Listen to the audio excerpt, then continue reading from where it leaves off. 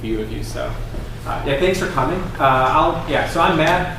I'm one of the venture partners at TVL, and you just asked me what we do, and we help run this whole thing that we're going to be talking to you about this evening. Jamie, do you want to introduce yourself quick? Sure. My name is Jamie Sutton. I was a full-time MBA student, graduated in 2013. I was in the Texas Venture Labs practicum as a student, and now I'm a venture partner. And what we do is run a slew of programs for graduate student entrepreneurship. So a lot of what we do brings the UT community closer to the awesome startup scene as well. And Logan? I'm Logan Robinson. I graduated from UT Law in May, and I'm a venture partner with these guys.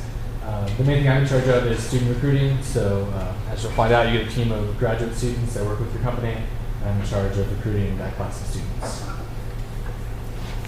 Cool. We'll go ahead and get started. I know you guys probably have a lot of questions. Our slide deck is built off of questions that we've gotten in the past.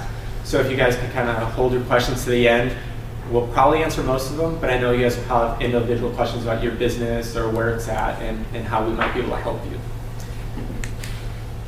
So this is a basic agenda for what we're going to be covering this evening. First of all, we're going to talk about why TVL exists here at UT and how we get things done in terms of our organization and the accelerator, which we're going to learn a lot about this evening. And then this evening we also have a couple of our current TVL companies that are in the accelerator right now here, and they're going to answer some questions that we've kind of prepared them for, but we want them to be speaking for the organization as well, so you can get an idea of what they're gaining from our organization, and then we'll open it up to your wonderful questions, and we will hopefully be able to answer them.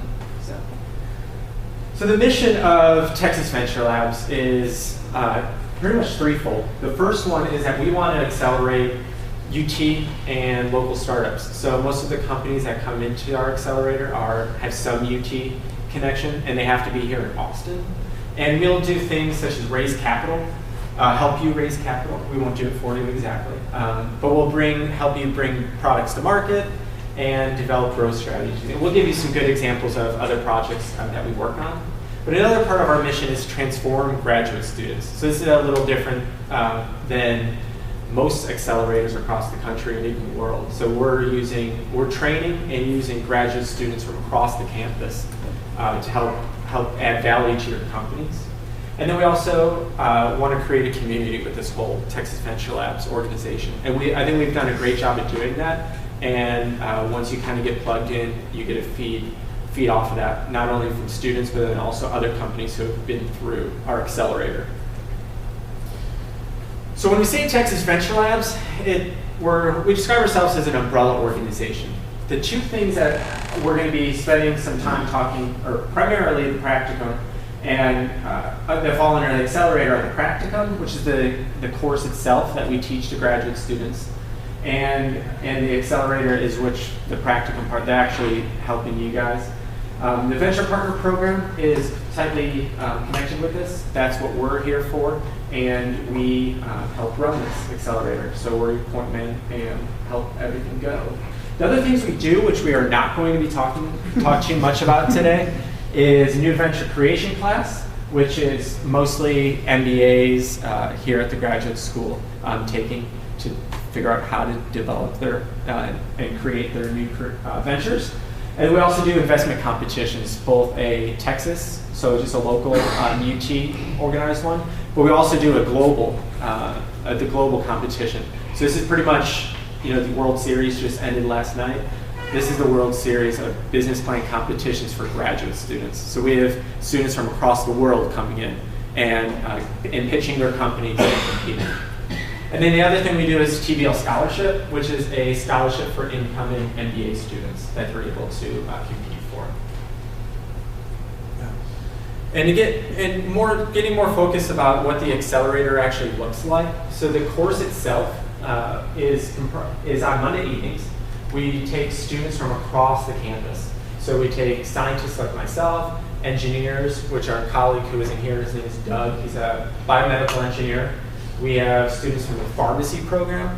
and law, and of course our wonderful MBAs here from McCombs. So these are diverse range of students, all really smart. As you guys know, UT's graduate programs and UT as a whole is pretty much, and every program is pretty much up on the top 25 at least list across the nation. So you got some highly motivated and skilled students that we take. And then we bring in top professors from McCombs, we bring in law professors, and then also entrepreneurs to teach them very valuable skills that entrepreneurs like yourselves need to succeed. And we use that knowledge that they're given in the course of the semester to add value to your companies. And where you come in is that you will be matched with a student team, and I'll get more specific in the subsequent slides. But what you'll do is work with the students and together develop a kind of an action plan of, hey, these are the problems that our company have, and this is how we're going to do this, how we're going to solve them. So we'll talk about more kind of how these projects look at. But from the startup side, so from the company side, this is what it would look like for you. And a lot of this information is on that one sheet that I've given you. But the first thing that if you do get, after we're talking about the application later, let's say you get into the program, first thing you'll do is pitch to the students. So this is the first night of class, and what you'll come in and do is give an 8-minute pitch of your company. And we coach you on kind of how to sell yourself to the students. But the way it works is we have 7 student teams already pre-formed before the semester. So Logan and Jamie headed up the student recruiting process. We already have the students who are going to be in the course in the spring, and over the course of the winter break, we'll be putting them together in teams. One of the students on the team has already taken the course at least once, and they're going to be what we call the principal, basically the team lead or the project manager, and they're going to be leading this group of students who, their first time in TVL, in working with you and executing on these projects. For the first day, so we have 7 student teams, and then the way, what it works, we found works well is we actually have 14 companies, and each of the student teams gets to work with 2 of the companies. We do this for a lot of different reasons. One, diversity for the students, so they get to work with 2 different companies, and we try to give them one that's more of an earlier stage startup, and then one that's more of an in-growth stage, and we'll describe kind of where we draw those lines. You go pitch the students, and then they will bid on you, and the next day you'll be matched up, and you get working. So the way it works is you'll be meeting with your students. It usually works to be about bi-weekly, just in terms of everyone's schedule, but then also constant contact with email we find helps a lot. So, and as Jamie and I will point out later, kind of in things that we really look for in you is transparency and willingness to communicate with these student teams, so they're able to, especially early on, so they're able to get up to speed on not only your company, but make sure you guys are online with the projects and the objectives that you guys want them to execute on. And then in May, what you'll be doing is receiving final deliverables. Depending on the project, this will look a lot different. And they will give, throughout the semester, they'll give update presentations in the middle of the semester and final presentations at the end, which we ask you guys to come to, and it's highlighted on that sheet. But at the end of this semester, we have a really neat event. It's called Venture Expo. And on the sheet, it's also called Demo Day, which you might heard of before. But this is a really cool opportunity where we bring in as many investors and partners from the startup scene and bring them in, and all the companies in the accelerator get a pitch. And we do our best at creating an atmosphere where you're able to meet them and hopefully benefit from that as much as possible. I referred to early and growth stage companies as we refer to them, all what we still refer to as startup companies. This line, I mean, I should have probably made this line a bit more blurry than the bold line I have there. And it totally depends on industry, really. Some companies only take, couple hundred thousand dollars to get off the ground. Pharmaceutical company takes, 10 million bucks or something. So that's why a few of these lines are a little bit blurry. But the early stage are usually pretty revenue. That's our kind of our kind of go-to how we describe it. And we'll do, on these projects, it's a lot more market validation, trying to figure out, hey, is there a need for this product? Or is this already being met by someone else? And what might be your value proposition? Things like this. And I mean, we'll be flat out honest, we will potentially recommend a no-go decision, as we have on the bullet point. We're all about learning fast and learning in iterative style. If you're doing a survey, get it out there, learn from it, do it again. And yeah, you can read for yourself, I know. But the growth stage companies, these are come from all different types of industries, so it's hard to say funding level where they're all at. But a lot of times what we do is work on marketing for them. So try to help them figure out how to really engage with their customers. And if they don't already know, figure out who their customer really is. And they usually know that if they're having revenue. But, so the main 5, so you've probably seen these on our website, but the main 5 categories of projects that we work on are listed here. And we've listed examples here for how these might look like for your companies. But I'd like to take a moment and actually have the other venture partners here actually tell you what they were able to do. So I failed to mention this, but we've all been through the program at least twice. So we've worked with we've done these projects for these teams. So if Logan and Jamie want to take a minute just to explain some of the projects that they did.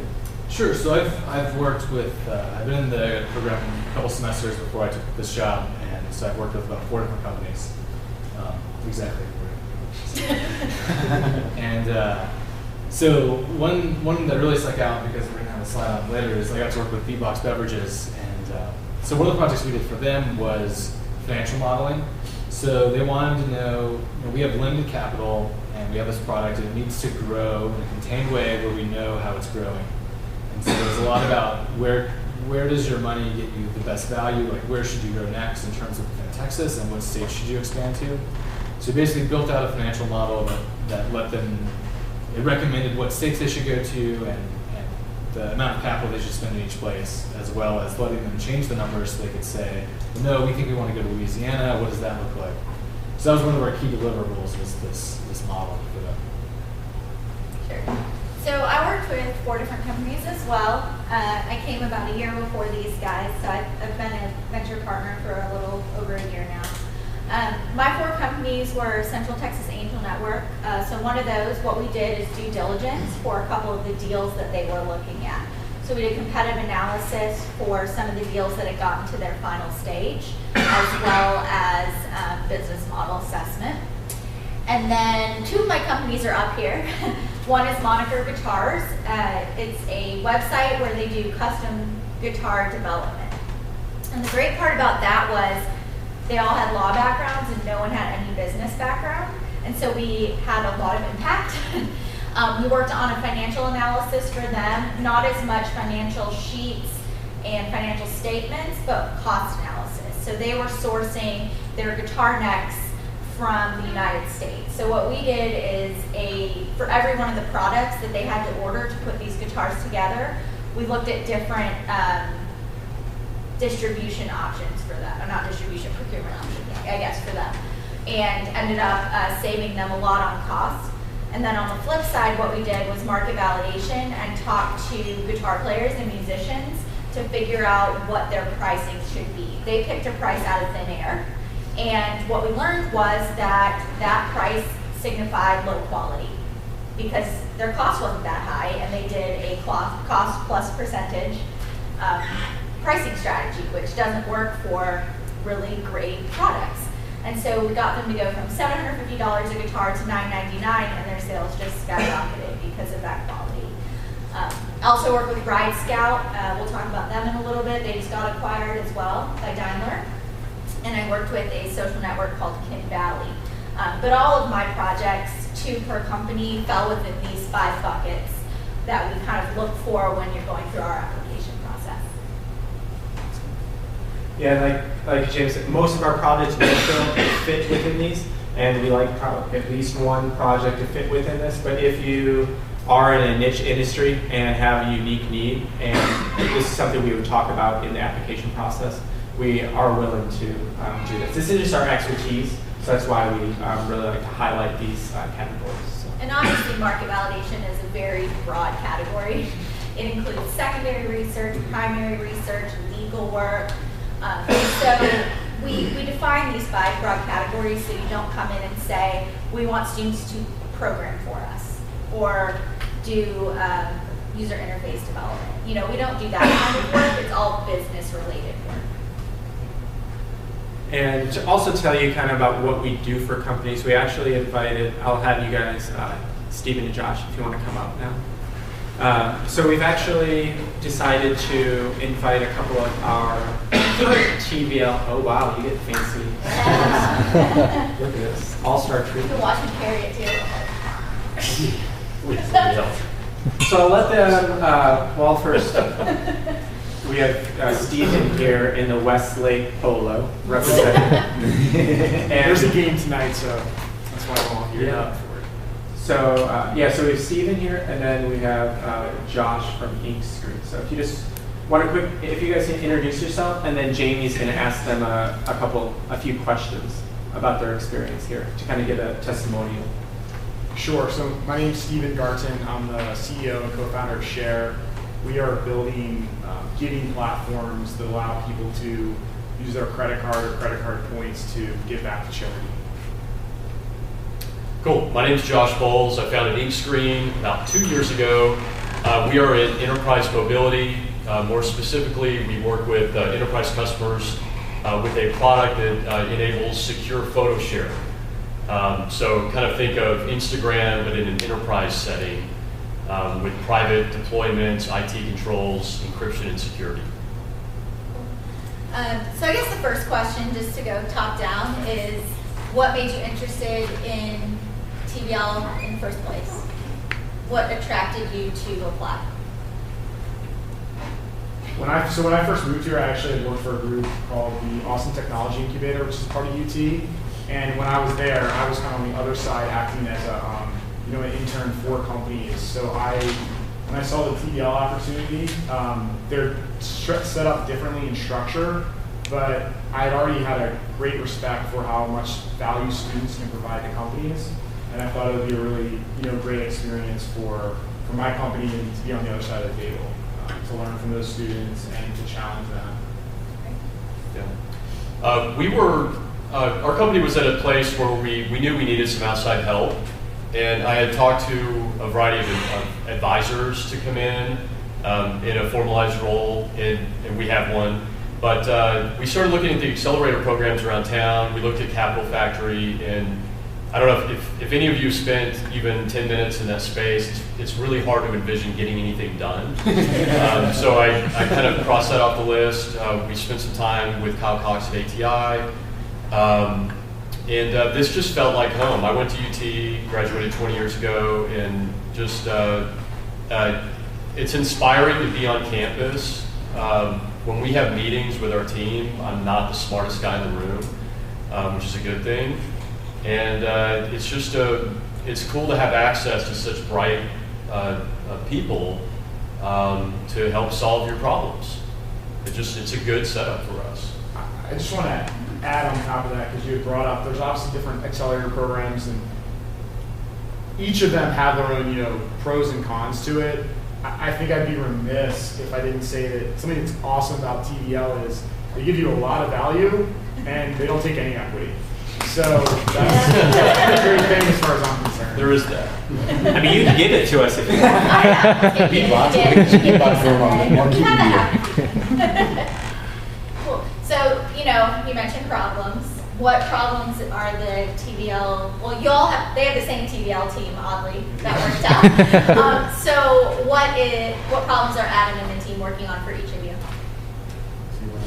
So maybe what's the issue, and then how are they? Yeah, we're doing two that were on the list. So financial modeling and market analysis, kind of market research and analysis. We've been going out trying to raise an angel round, and so I chose the project based on feedback I got from angel investors, things we were a little weak in our presentation. They wanted us to have a better handle, what is the actual market for this solution that you're working on, We didn't have a great answer for it. And then, you know, I've run different departments in technology companies, but I've never been involved in leading a financial organization. And so that's kind of my weakness out of anything. So they've done, you know, I've got 3 MBAs, a pharmacy PhD candidate, and who else is on our team? There's It's law school, incredible. MBA law school student. The law school. And then what's her name? Engineering? Student engineering. There's a Yeah. chemical engineer, yeah. So, I mean, they're just extraordinarily bright. They know what they're doing. They may not have expertise in our space, but they know how to solve problems. They're analytical thinkers. So everything I've thrown at them has been probably a lot easier than their course load, to be quite honest. Fair. For us, it was all about market validation. The tools that we're building, the online giving platforms that we're doing are for consumers. And, you know, this is really my first time building a real startup. The advice that I had gotten from past entrepreneurs doing consumer products is just that, you know, user adoption is really tough. And so for us, we really wanted to make sure that we validated on the consumer side. And it's even harder for us because we're doing it in the charity space. So you get a lot of hand raisers of people that say that they want to give back to charity and say that they want to help and they mean well, but you know, when push comes to shove, we want to know, are they really going to use our product? And to go a little bit deeper on that, we split the market validation in 2 ways. We have a set of, obviously they're working cohesively together on a team, but as a subgroup from the main team, set of 3 students are looking at it more from a top-down perspective and trying to understand all the ways that people give and how they would want to incorporate new ways of contributing to charity in their lives. And then we have 2 other students that are focused on it more from the platform that we initially developed based on some early market validation we did, and really just running tests on our platform features and things of that sort, and trying to use that top down and that bottom up to meet somewhere in the middle to kind of cross-reference the different validation. Cool. So why don't y'all talk a little bit about how you interact with different people in TVL. So maybe how you interact with us, and then your principal, how you communicate with your team. I felt like, I talked to the team about it today, we had a meeting earlier today. I felt like the expectation setting from the organizers was really strong coming into it. We knew what we were getting into. I was pretty involved in that, asking questions and talking to ex-companies that were involved. You know, so they were just very accessible, very open and honest about the program. As far as the team logistics, we meet every other Thursday at 11 o'clock in the morning in the AT&T Center. I take the bus to, you know, there's nowhere to park down here. I've fallen in love with the bus. Here. We're gonna start doing that. Yeah, it's fantastic. The buses from Cat Metro is great. So, you know, we meet every other week. The team lead, Adam in our case, I'm not sure what is his title. Principal. He funnels all of the communication. So, you know, I'm sure all of you are extremely busy. You get a lot of email, a lot of phone calls. It's really nice to have one point of contact that, you know, you can push information down to and then receive information, as opposed to having 6 people pinging you from all sides at all times of the day and night.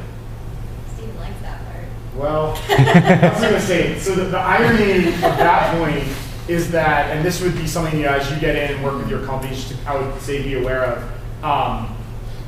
Initially, we were just communicating through Adam, who's terrific, and we thought that the students didn't care enough, or we were wondering why they weren't emailing us or calling us. So we sat down with Jamie and Adam. We're like, we really don't think these students care.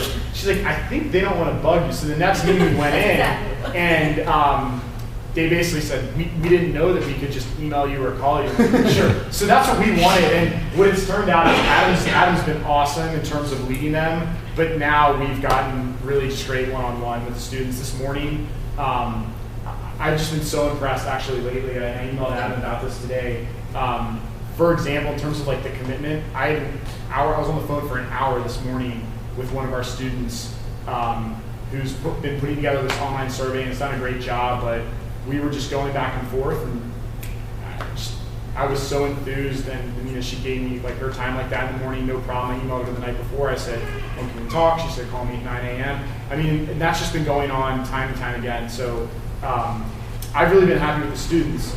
The additional thing that I would mention is there are a lot of great professors, you know, at UT, and as a result of this and going to classes, we've been able to meet some of these professors, and then we've followed up.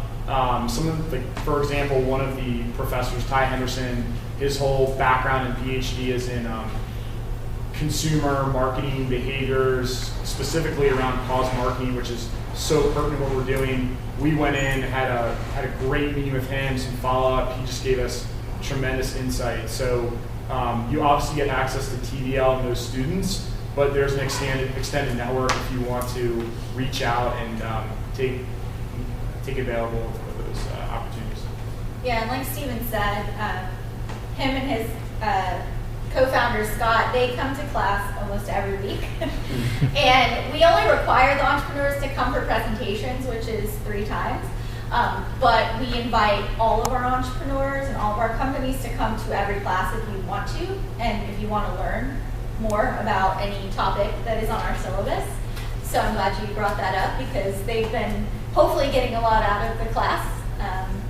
Absolutely. And you might want to talk about the thing that I find so helpful is there's guest speakers at pretty much every class, and for the most part there's usually 2 in each class, give or take. And these speakers have been awesome. Most of them are super successful entrepreneurs, have just a ton of scars on their back that they've been able to share, which has been helpful, just being a young entrepreneur and trying to learn from other people's mistakes and successes. Yeah, so for example, last week we had Larry Warnock, who started with Zang and got acquired by Cloudera recently. We had Beatbox Beverages come in the Monday after their Shark Tank episode aired, which was awesome. They brought things for us, products for us. We have Cotter Cunningham coming in to speak. He's the CEO of Retail Me Not. We've had Dan Graham, who's the CEO of Build a Sign. So really, we have a very extensive network of entrepreneurs that we can tap into. And we have at least 6 guest entrepreneurs speak just about their experience, kind of war stories. And then we have 6 to 8 professor/academic entrepreneurs who come in and talk about specific kind of frameworks for the students to use with their projects. So I'll ask you one more question, and we can go on. What has been the hardest part about the TVL Accelerator? What's been challenging? Because they need to know it could be challenging for them. You can be honest. I can take it. Sure. It's like anything, it's cliche, but it's cliche because it's true. What you put into it, you'll get out of it. So, myself, early on when I applied to the semester, I would go to office hours, which you guys might want to bring up because I think that's a huge value add that I don't think we touched on yet. To basically start to scope out what the teams would work on, and then, just having to be a nimble startup, we had a slight iteration to our business model. And we had to kind of reposition. It's pretty slight. I mean, we had to reposition the projects that the team were working on, but that required my co-founder and myself to sit back down with the teams, huddle together, and get them put back on task. So I think if you want to do it, just be willing to put effort in, but you'll get something out of it. I don't have any complaints. It's been a pretty easy process for us. We're only halfway done. I'm just kidding. Yeah. I mean, for some reason, it worked out where the timing was just perfect for us. We just launched our first product this summer, and then started the program 3 months later. Just this semester, we keep hitting all these big milestones, which has been awesome to share with the team. We're raising money. We just got a commitment for a lead investor. Pitched at C10 yesterday, and I use some of the things that we've been working on. I mean, it's just been, I don't know. I mean, I don't want to make it sound so rosy that everybody's gonna have the same experience, but it's been a really, really good experience for us. Yeah, and we have y'all go through an application process just like we have the students go through an application process.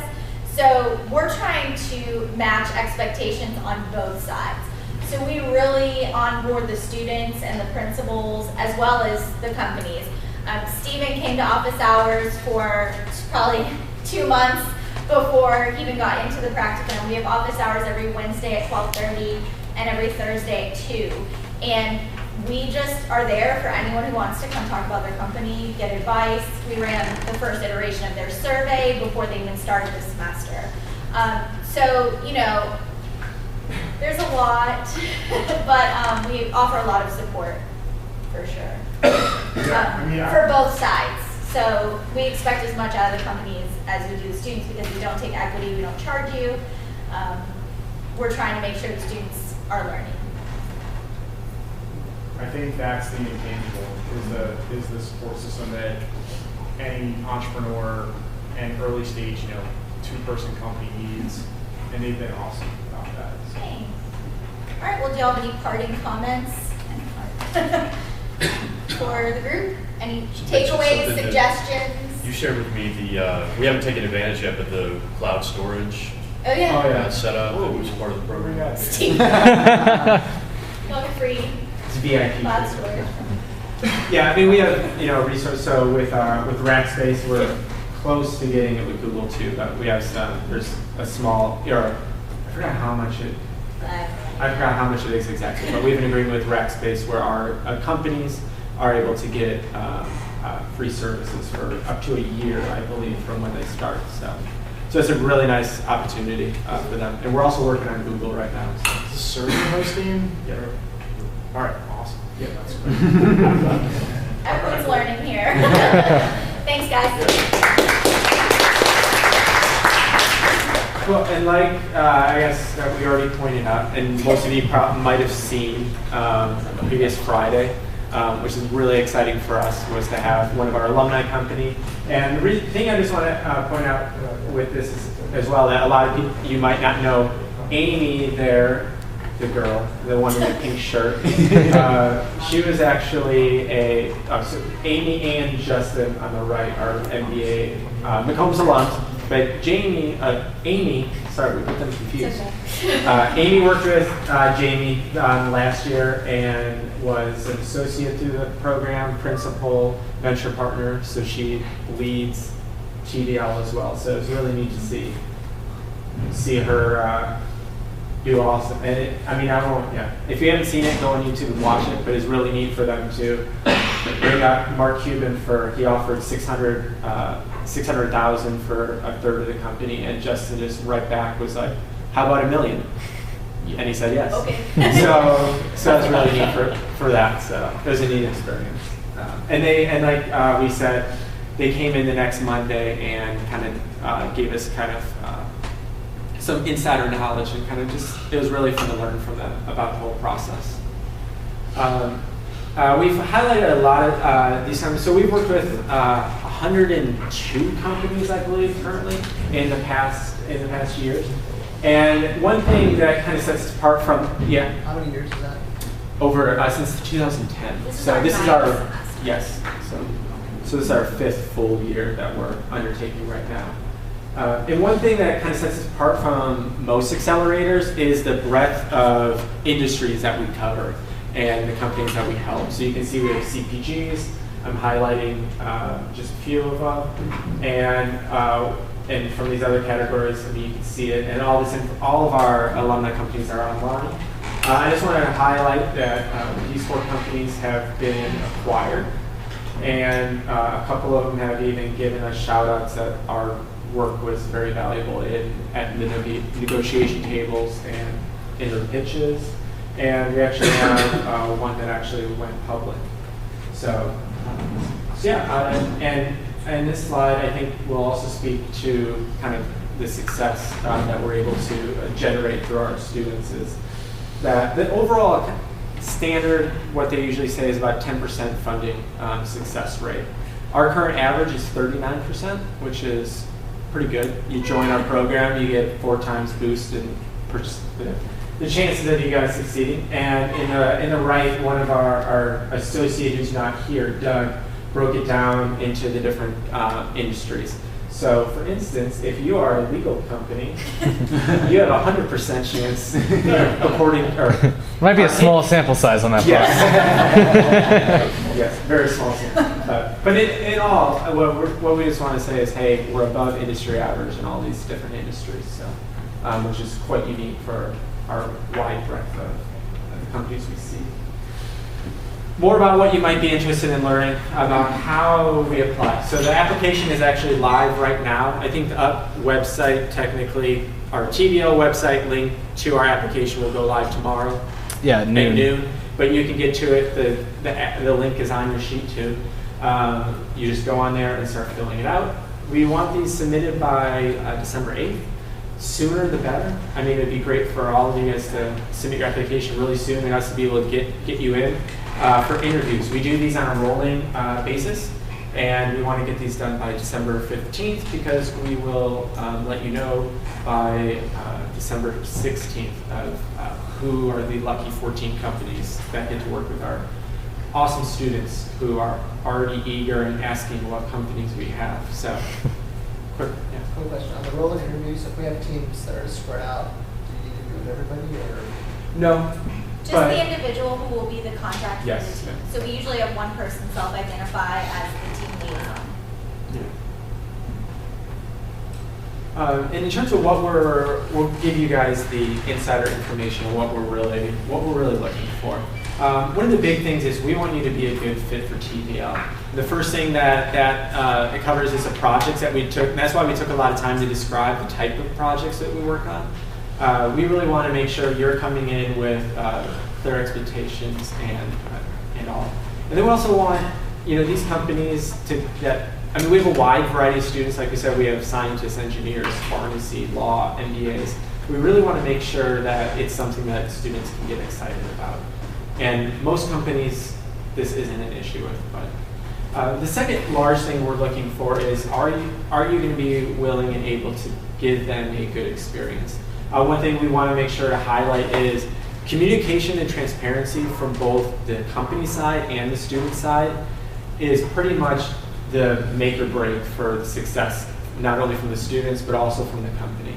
At the beginning, we ask you to meet with your companies pretty early on. We'll do a business plan analysis, which they need some information from you. But just throughout the semester, don't go black on email for 2 months and expect the student team to be able to get things done. So we've seen this, but we just want to emphasize that we're really looking for people who are willing to give an hour or two a week to be able to invest in these students, and you get back way more than you put in, which I think our testimony, our current alumni, or current companies I spoke to. But Jamie, you wanted to add something? One thing to add is, we look for the transparency, making sure we're providing materials. We look for the communication feedback. But the third thing that's really important to us is that you see the students as an intelligent, valuable asset for your company. We don't want them to be considered interns. We kind of consider them startup consultants. So they're going to tell you if bad news if they find bad news. And we want to make sure there's entrepreneurs who are fully open to the work that they're doing and respect them for the smart individuals that they are. And we've highlighted a lot of this, but we kind of want to be open with you, kind of what we think we give you and what we then take from you. And we've highlighted a lot of these, and a lot of them are on your sheet, but we estimate at least 250 man hours from the student team over the course of the semester. So that's between the end of January and May. That's what we kind of estimate what we find throughout the semesters. Another thing that we've highlighted is the opportunity or the requirement to present at Venture Expo, basically our demo day at the end of the semester. So we'll bring, like we said, investors, everyone we can get from the local startup scene there to hear you guys pitch. We'll also, as Stephen from Share was saying, you have access to us. I mean, we've been through the program, and Stephen came throughout pretty much the whole summer. Meet to our office hours, and Jamie was able to help them to get off running even before the semester started. As you know, UT is well connected within the Austin community. You get pretty much all the resources that us as staff and the students have. One thing that Stephen and his co-founder do is they actually come to the practicum class. So it's really nice, especially from the people who might not have the MBA yet. You know, might be from more the technical side. This is a great opportunity for them. And we had another company in the past semester who did that, and they were probably by far let's say they got the award for the most improved company over the semester. They were very early when they came in, Yeah. and they left in a very good position. So it's a unique opportunity for you. And what we take, we don't take any money, we don't cost anything from you financially, except maybe if you treat your team to beers or something. But we're not a part of that. And we don't take equity, like we said. And we estimate about, from what we've seen, about 30 hours across the semester. So you're getting about a tenfold, in terms of man hours, about a tenfold take back from at least in an hour standpoint. That definitely fluctuates Yeah. up in certain situations. If you want to spend more time and if you're Oh, yeah. willing to spend more time, please do. Yeah. And one thing we just want to mention that we put down here in the bottom, we're in our standard positions, we don't sign non-disclosure agreements similar to any VC firm. I know some companies this is a touchy subject, some it's totally not, in terms of like IP and things like that. But we do not sign non-disclosures. Can the student sign? No. Our students don't have lawyers. We're not really comfortable requiring them. They have to participate in the class, like they've been signed up. So we're not comfortable forcing them to sign a document to take part in the class. We could talk to you about Even though UT does that in other areas, even though Holmes does that? Yeah. As a general practice, why is TVL different? Because we consider ourselves like, we function like a VC who doesn't do that, because you're meeting with 3 or 4 VCs, so they won't do that. They talk to each other. We assume, because it's a course and we drill this into the students, that everything that they know is confidential and doesn't go outside the classroom. We don't share any of your materials outside the classroom. But what Rob will say is that you can get any single one of your projects done without disclosing confidential information. I mean, confidential information is giving them access to your, accounting software, or giving them your patent that you haven't filed yet. Most of your information is not going to be that level of confidential. And we've found that with every single company that we've worked with. It's never been a problem. But in terms of finding more info, you guys obviously all know where our website is, since you've somehow found yourself into this room. And the application is live at that bit.ly that you see on the screen that's on your sheet. But we'd like to open it up to questions now about the accelerator and all this. How many teams work with companies, or how many companies with each team work with? So we have 7 student teams and 14 companies. So each team works with 2 different companies. And we usually try. One thing I failed to mention is we try to pair them with an earlier stage and a growth stage, and try to diversify. We try not to have like one team working with 2 medical device companies. We want them to maybe have a medical device company and a CPG or software. We try to give them as much variety. But we also try to match expertise as well. Did you say you had another question? No, that was correct. You answered it. I gotta go. I want to follow up on one of my questions. Yeah. Is how do you manage? So if I'm a company, I have another team or another company that's utilized the same team. How do you kind of manage the time between that student and both the 2 companies, depending on what project they are? Yeah, the way we do it, a lot of times the way it shakes out is that like maybe 2 students will take leads on your projects, Okay. and another 2 student takes leads on Will's project over here, and kind of takes the lead, manages those projects as the team. But typically we have everyone being involved in it somehow in your company. So they are split.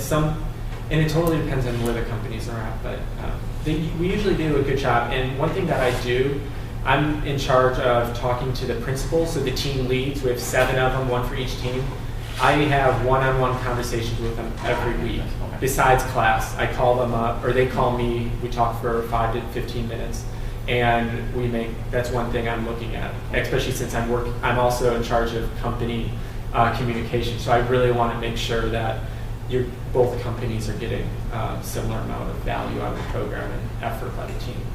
Yeah, and that always happens if the companies are cooperative. I mean, Yeah. I would say a misalignment of hours happens when one team doesn't hear from their company a week, and then they're just like, okay, well, we can't do anything, so we're gonna put double time into the other company. So, I mean, it tends to come down on both sides, and, we try to try to. And to put it into perspective, we have the students bid on the companies that they're receiving. This time, so every team got 2 companies. They got at least one of their top choices, and then their second team was no lower than their third choice. So like these students want to work with your company. They're excited to work with it. Let's start on the. Okay. Yeah, I'm wondering, recently Texas just passed a law on equity-based crowdfunding. So in your program, it seems that you are not emphasizing that. You are emphasizing on venture capital. Yeah, I'm wondering whether in the future you will add, this program, crowdfunding to help students to get fund. I mean, people who want crowdfunding for their company are welcome to apply. We're in no means, you're not agreeing to only take venture capital by being in TVL.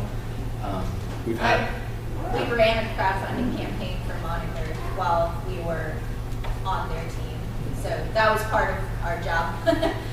Job as a team was to run their crowdfunding campaign. Yeah, I think it was looking into. Yeah, pretty much any kind of funding. We're basically looking for companies that are trying to grow. Okay. So for the companies that are pre-revenue, I know as far as like the application, you want to at least have the MVP, but can you just talk about how far along you would expect that company to be, like getting to a certain amount of sales to show viability? We have a lot of companies with no sales. We do like you to have potentially spoken to a few potential buyers, have talked to who you want to sell to. A lot of times our companies have an idea of their first sale, their first customer. Maybe they have kind of 10 people they're feeling out, or one big customer they're feeling out. So we just want to make sure it's not just an idea on a napkin, and it's something that you're dedicated to. Yeah, my question was how do the students get graded? Is that defined up front? Do you want to speak to that, Logan? Since Sure, you're the one I who. don't know the exact percentage breakdowns off the top of my head, but Jamie might. So 50% of their grade is the group work, and 10% of that is the entrepreneur's evaluation at the end of the semester. We don't put a whole more than 10% on the entrepreneur evaluation because sometimes it's the entrepreneur's fault that things don't go well, and we don't feel like that's fair to the students. 30% is class participation, so we do have them doing a few assignments. We have them doing asking questions of the entrepreneurs and of the academics, but really they're mainly graded on their work they're doing for you. So their group presentations, their final deliverables, their peer evaluation, so they evaluate each other, and that's 10% of their grade at the end of the semester as well. So it's really focused on team. Those are my favorite grade points too, because when you work with someone for a whole semester, if they weren't doing good work, like your team is really put right under the bus. And we also don't wait to the end of the semester for those. We actually just got done 2 weeks ago. We gave mid-semester evaluations from a few standpoints. So we had the companies actually evaluating the teams. So I got those so I can learn, hey, I talked to most of the companies throughout the semester, but we want to make sure there's no red flags halfway through so we can at least help navigate these and fix those issues. But we also have the associates, so the first-time students evaluating the principals as well. So we see it from different ways. So, and then we navigate how we give that information to the students. We try to integrate as Yeah. much of a 360 feedback as we can Yeah. in an academic setting, which is more challenging, I think, because we can't ask certain things, we can't force people to respond, but we really focus the grade a lot on that. And there are a lot of qualitative pieces to the grade as well. What we evaluate, what we see happening, what they're learning over the course of the semester. The principal's part of their grade is a personal growth blog. So every week they have to write about conflicts with their team, problems they've come up with, hurdles they've gotten over, and they have to write a 10-page case study on their leadership ability at the end of the semester. So they're really learning how to lead, and the students are learning how to work on a team. Good question. But we give you the syllabus too, so. Let's start back over here. Is there any policy with hiring team members after the course is over? Someone's worked with you for.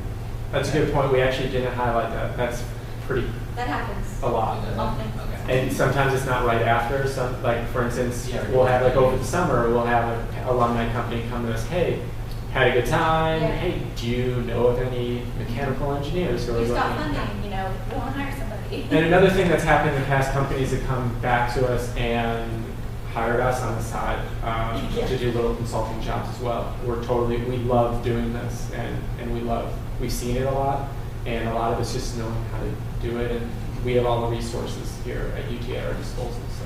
But from your perspective, this is a great way to find good interns. You have to pay them because they're graduate students, but they know your business so well because they've been working with you for a semester. You don't have to onboard them at all. They can just start like that, and they can probably keep working through the year if they really want to. So it's a good source. Yeah, and a lot of students are taking this. Well, it depends on some programs. Like for me, it took me 7 years to get a PhD, which is not average, but a lot of students are taking this near the end of their coursework. So within usually a year or two of finishing. So they're usually pretty ripe for the picking, and they would love to get involved in our companies, our alumni companies. So you guys highlighted, I think it was $230-some million you guys, the company or your alumni have raised. It's kind of a two-part question. Number one is, was that 234 while they were in the program? Was that cumulative post program? During That's and post. post. Okay. Yeah, during and post. And so then my other part of the question is, so you guys highlighted them that when they would companies would be in front of ventures. Is there any other relationship building or anything happened during the semester around getting companies in front of ventures or venture capitalists or getting connections, or is it kind of primarily that's the funding aspect of the program? I would say that's a secondary thing that kind of happens organically sometimes. Rob's really hands-on, and he'll make things happen if he believes that he should. We inform our companies as well as our students about events that are happening all across campus. So Matt will email out to our companies, hey, there's a biosciences event tonight, or there's startup crawl where a lot of investors are. So we try to keep you well informed of opportunities to go out and make those connections. Because it comes to us often. Yeah, one thing, just for instance, Josh can speak to this. Yeah, last week I emailed him and said, hey, I'm about to start inviting people to Venture Expo. Are there very specific people you want there? Us to And invite, yeah. we'll have Rob Adams, professor director of the program. We'll have him handwrite an invite or call them if we do have that contact for them. So yeah, we do everything to we do everything to try to set it up on a tee and then leave it in your hands. Would there be any conflict if I'm already working with a grad student here, actually an MBA student, that wouldn't be TVL, but two separate? No, not at all. Okay, good. That usually helps. You're familiar Well, with that's the why I'm here. atmosphere? Yeah. Does the company have to have its headquarters here in Austin, or could it be a startup that's coming here to branch out, or how does that work? No, you have to have a full-time team here though. So if you're a franchise or another branch, as long as y'all are here in Austin full-time, the headquarters has to be. So So we work with, we'll kind of gauge that. I mean, we'll tell you if we think it's going to be a problem, but really we want you to be able to meet face to face as much as possible. So if you're here, that's fine with us. So I was taking my notes while you were talking, so I have my list of questions here. So the application's due when this, or it's open up December 8th, or is due? It's open actually now, Open now, it's due but soon. due December 8th. Okay. Do we need to have the projects we want these guys to work on identified before then, or do you guys kind of help facilitate what kind of? If you look at the application, it's actually, that's one of the questions. Okay. What potential projects? That's part of what we'll also talk to you about in the interview as well. And if there's at least enough room from us to say, yeah, there are problems we can help solve for you. Okay. We will then, one thing we really try to do is after we get you guys, we send out our announcements on the 16th of December, we will then make sure we're working with you as much as needed to make sure that we have pretty clearly defined projects. Because that's in your pitches the first day, that's one things that we make sure you guys have is, hey, we have this problem. We want you to do this to solve it. And you're welcome to drop by office hours as Yeah. well. Yeah, that'd be a great thing for you to do. Yeah, and we're very frank. You know, if you come to our office hours, we're not gonna be like, "What's the best idea I've ever heard?" We're gonna be like, question you. "Well, I don't know about this. I don't know about this." We've had a lot of practice questioning entrepreneurs, so just know that. But it's good. It helps you kind of fine tune what you need. Yeah, and anytime you go to your spouse, relative, friend on the street, and you pitch your company, they're going to love it. Exactly. We'll ask you for data, and our students won't make recommendations on just opinions. They will make it based on data. I mean, So we're really big on making it accurate. Stephen came to office hours every week, like we've said, and I gave him an assignment every week. I was like, okay, when you come next week, you need to have the biggest data set of questions you can ever have. And then the next week it was like, whittle this down into categories. And I had him doing a different thing that he had to bring every week, because I was like, I'm not gonna let you waste my time and just show up and babble at me. Like, we're gonna get work done if you're gonna come. So Just a question, is there a minimum number of team members that you want the company to have? We've had up to 20-ish. Oh, wow. But we've had plenty of singles. That's fun. Very early stage, one founder. We've had plenty of those. So when the students bid on the companies, does it go like a straight bid, or do you guys kind of help guide? we massage a little bit. Yeah, so the way it currently works, it might change. They have 100 coins that they can give, and they have to divvy it out they have to give at least one coin to each team. And what are the rules again? There's a really we have a lawyer on the It team. sounds like Vegas. There's a whole complicated system, but everyone got companies that they liked. Was the important takeaway. And like sometimes it's easy. Sometimes it works out where it's like, oh, everyone bid first for all these different companies, beautiful. And then sometimes we do look at the principal's expertise or kind of the team makeup and what they've said they're interested in. So. And also from you guys too, if you guys specifically have a project that really benefit from a student with this skill or background, and you'll be amazed once you get to learn especially the MBAs, they all have to have some work experience. But for instance, our pharmacy students, we've had people working for government organizations and MBA. Yeah, we've had one person going for their law degree who also had a PhD and an MBA. Is it architecture, but also has a master's in engineering and a master's in literature and an undergrad from Harvard? Yeah. So, like these professionals. So we look at that as well, and also what you guys need to get value out of this program. We look at that too. Well, we do have popular companies sometimes, but like Logan said, we've never, like this semester, and I think there's only like 2 teams got their third choice, but they got their first one for the other categories. So. I never think it's going to fold out so easily, but the data is usually pretty clear, and we can give people what they want. I'm always like, well, these 2 companies are they're my favorite, and I'm right, so I'm sure everyone else will also vote for them, but there's huge really broad interests, and everyone gets companies that do. Any other general questions? If you guys have questions specifically about your specific company or any issues, we can talk after we break. that's what we're here for. Any other general questions before we break? Yeah. I'm kind of curious, how do you guys attract these students, or what do you guys kind of look for in the student side of things?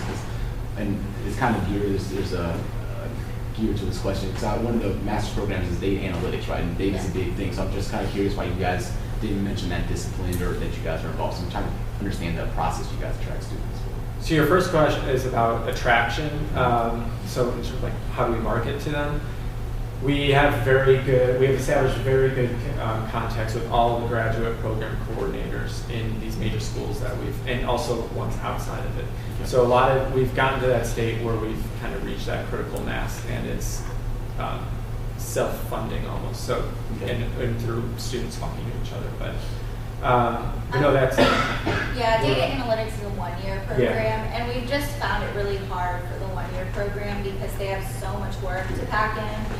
And they have to apply during their first semester, and then they take it, and then they're gone. Gotcha. And so it's just a little bit harder for us to work around that. I mean, we also don't take the kind of 5-year, MPAs that are just 1 year extra under undergrad. So we have some parameters that it's really more just we've learned the hard way in the past. And so we've gone with what has continuously been successful. But also remember, you're getting potentially someone like me who's done bioinformatics, which is data analytics from the science side. So we have plenty, pharmacy, and especially engineers, and our college natural sciences. We have computer science students as well in there. So there are people that do have plenty of skill set to match data analytics. Yeah, for that specific question. Any other questions? Did you mention how big the teams are?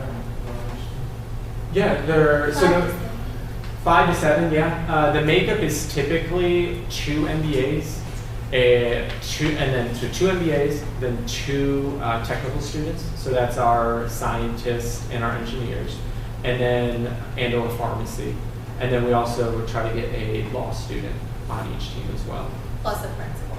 Yeah. So the average, the typical size is 6.